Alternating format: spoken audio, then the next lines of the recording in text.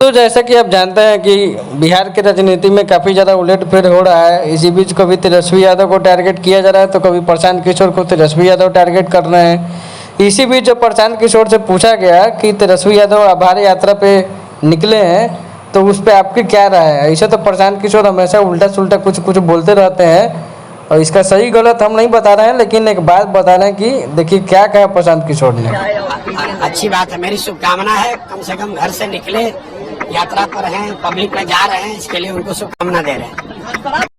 दोस्तों, तेजस्वी यादव भी आभार यात्रा पे निकले हैं। उसी यात्रा के बारे में रिपोर्टर ने यह सवाल पूछा कि आपकी क्या राय है इस बारे में, तो उन्होंने इस तरह की बातें कही नहीं है। देखिए आगे वीडियो में चिराग पासवान के बारे में बात करते हैं। देख सकते हैं एक वीडियो है जिसमें चिराग पासवान एक बहुत बड़े बंगले से निकल रहा है। ये बंगला एकता कपूर का है जो बहुत बड़ी प्रोड्यूसर है बॉलीवुड में।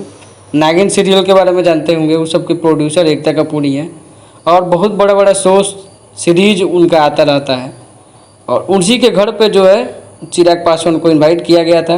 गणपति पूजा रखा गया था मुंबई में, वहीं पे चिराग पासवान गए हुए थे। अब वह प्रोड्यूसर के घर पे गए हैं तो हो सकता है कि कोई प्रोजेक्ट मिले, ऐसा फैंस इनका क्यास लगा रहे हैं। चिराग पासवान का फैंस फॉलोइंग बहुत ज़्यादा बढ़ गया है दोस्तों, क्योंकि चिराग पासवान काफ़ी ज़्यादा हैंडसम नेता सब में आते हैं और इनके फैन फॉलोइंग काफ़ी ज़्यादा बढ़ गई। और दूसरा, इनका नाम जो है कंगना रनावत के साथ भी जोड़ के काफ़ी ज़्यादा देखा जाता है।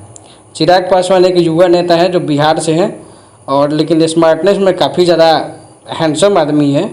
आप देख सकते हैं फ़ोटो जो कंगना रनावत के साथ हंसते हुए खिलखिलाते हुए इनका फ़ोटो कुछ वायरल हो रहा था। इस पर भी कई वीडियो मैंने बनाई है।